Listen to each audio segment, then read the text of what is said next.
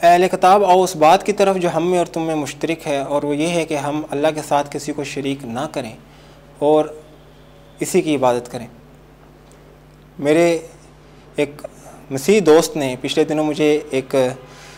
बात कही, और उस बात में उसने ये एतराज़ उठाया कि मुसलमान 5 वक्त नमाज में इहदिनस सिरातल मुस्तकीम पढ़ते हैं, जिसका मायने है ए अल्लाह मुझे सीधी राह दिखा, या मुझे सीधी राह पे चला, या इस पे कायम रख। और दूसरी तरफ उसने बाइबल ही में से एक बात कही जिसमें यसू अलैहिस्सलाम फरमाते हैं कि मैं ज़िंदगी की रोटी हूँ। तो उसने ये दावा किया कि मुसलमान तो अभी इतने हज़ार साल 1400 साल गुजरने के बाद भी अभी तक सिरात मुस्तकीम ढूंढ रहे हैं, जबकि यसू तो दावा कर रहे हैं कि मैं ही ज़िंदगी की रोटी हूँ। तो बात यह है कि कुरान मजीद फ़ुरक़ान हमीद हमें सिरात मुस्तकीम की तरफ जो है रहनुमाई फरमाता है, और उसने इसके बारे में भी हमें बताया है। सूरह अनाम आयत नंबर 151 ता 153 तक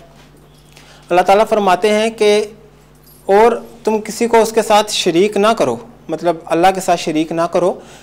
और वालिदैन की इज़्ज़त करो, क़राबतदारों का ख्याल रखो, अपने बच्चों को मुफलिसी के डर से कत्ल ना करो, यतीमों के हकूक़ अदा करो, किसी जान को नाहक कत्ल ना करो। इसी तरह के अहकामात अल्लाह ने उसमें दिए,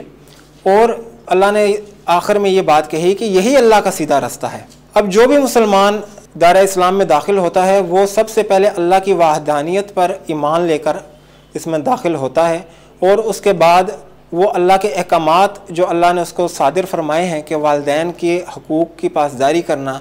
यतीमों के हकूक़ की पासदारी करना, ज़ना और बेहया के कामों से बचना, और चोरी ना करना, और दीगर अहकामात उसकी पासदारी करता है। तो इससे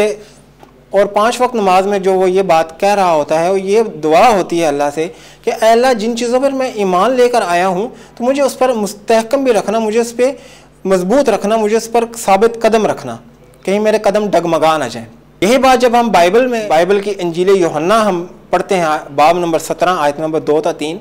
तो उसमें यसू जो ज़िंदगी की तारीफ़ फरमाते हैं वो ये है कि ज़िंदगी ये है कि ए खुदाए वाहिद और बरहक, वो तुझे और मुझ यसू को जिसको तूने भेजा है पहचाने, एक जाने। तो यसू भी यही बात कह रहे हैं कि अल्लाह को एक बरहक जाना जाए, यही ज़िंदगी है और आखिरत के लिए कामयाबी है, ना कि तसलीस फिल तौहीद या तौहीद फिल तसलीस का दर्स यसू अलैहिस्सलाम ने दिया। ये बात की पैदावार जो कलीसा ने दी है। तो मेरा जो मसीह हज़रात को और मसीह दोस्तों को पैगाम है वो यही है कि हम उस बात की तरफ आएँ जो हम में और आप में मुश्तरक है, और वो ये है कि अल्लाह एक है और उसका कोई शरीक नहीं, और उसके साथ हम किसी को शरीक ना करें। ईसा अलैहिस्सलाम अल्लाह के बरगुज़ीदा नबी थे और एक जलील क़द्र नबी थे, उनको नबी ही माना जाए जैसा कि उनके असहाब ने माना, उनको उससे बढ़ाकर खुदा का दर्जा ना दिया जाए।